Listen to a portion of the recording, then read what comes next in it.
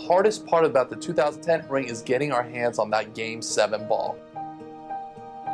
But you know what? Genie, Bus, and the rest of the Bus family came through for us. We requested we need the Game 7 ball. We wanted to do something special. We explained our idea, and Jeannie took it upon herself to find that ball. She called me up. She said, Jason, come over to practice facility. We got it. And we went over there and literally skinned the ball and took pieces for the championship ring.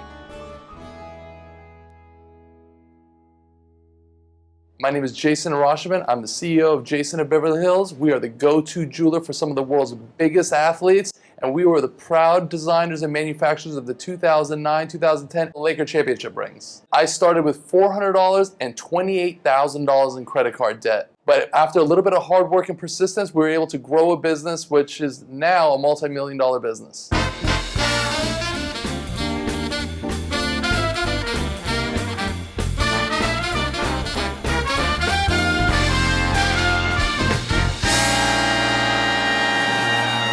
Well, I got my start in this business about 12 years ago. What started as a salesman on campus at UCLA selling silver trinkets and plastic hair clips to girls, I knew that there was definitely a limit as to how much I was going to make selling silver to girls on campus. But the good thing about living in LA is I knew where all the athletes hung out at. And I always was at the nightclubs, the charity events, the basketball games under the tunnel. I made friends with the guys who ran the back doors. Sometimes with the bus boy, the guy cleaning the dishes, and those were the guys that really helped me gain entrance in these places, because Lord knows I did not have the money to pay the front door guy. It wasn't until one day a gentleman by the name of Anthony Mason, who played for the Milwaukee Bucks at the time, gave me a shot.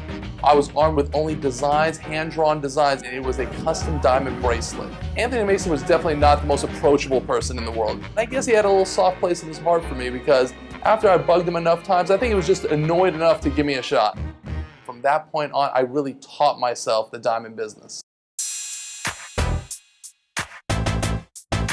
Say that you a baller. Well, we've done engagement rings for some of the NBA's biggest stars, Carmelo Anthony, Dwayne Wade. You know, we just did Wesley Johnson's engagement ring. Say that you a baller.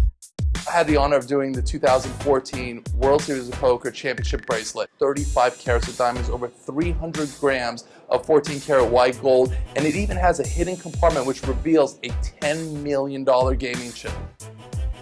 We own the world record for the most expensive shoes ever created at $2 million. And I have my own personal record of creating the most beautiful championship ring for the NBA Lakers.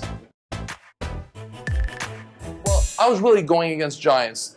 Companies like Jostens and Tiffany's that have been doing this for 35 years for all 5 major sports. So I was really a newbie. But one thing about the Bus family is they are loyal. You can see it by the way they treat their players, and they treated me the same way. Dr. Bus really gave me the blessing. In an initial meeting I came in, I met with Tim Harris, the head of business development, as well as Jeannie Bus.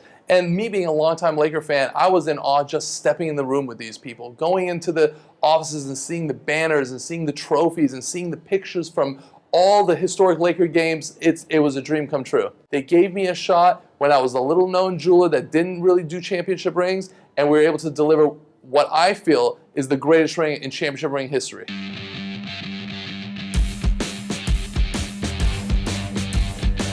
We really wanted to do something very different, something that's never been seen, so we designed a ring that had the shape of the home arena. It had 14 individual diamonds for the 14 championships. We even made it in 15 karat gold to signify the quest for the 15th championship. Typically in all of championship ring history, they always had the name of the player. We want to take it a step further. We actually did a flat layout of their face, so you can kind of tell a silhouette of their face and how it looked, and I felt like it gave an added level of personalization. So it was really an awesome, awesome piece. In 2010, we wanted to do something very different. I really had to outdo myself, and that was under a little bit of pressure, and I'm not gonna lie to you, we had a little bit of a creative block. You never truly know if you're gonna be able to design this ring and come out with a perfect idea in a day, or it's gonna take months. But we came out with something truly unique, something truly special, and something, in my opinion, will never be duplicated in the history of championship rings. We created a ring with a piece of the Game 7 ball, Lakers versus Celtics, the most historic rivalry in the history of sports. We put a piece of the Game 7 ball inside each and every ring. We didn't want it looking like any other championship ring across any of the major sports. We wanted it to be completely different. We wanted it to have its own identity, and that's exactly what we accomplished. even though it took us 2 or 3 months to come up with the idea.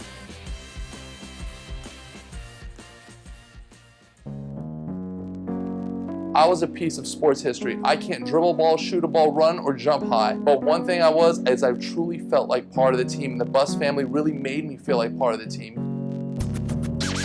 Went to every game in Boston. I was at every game in LA.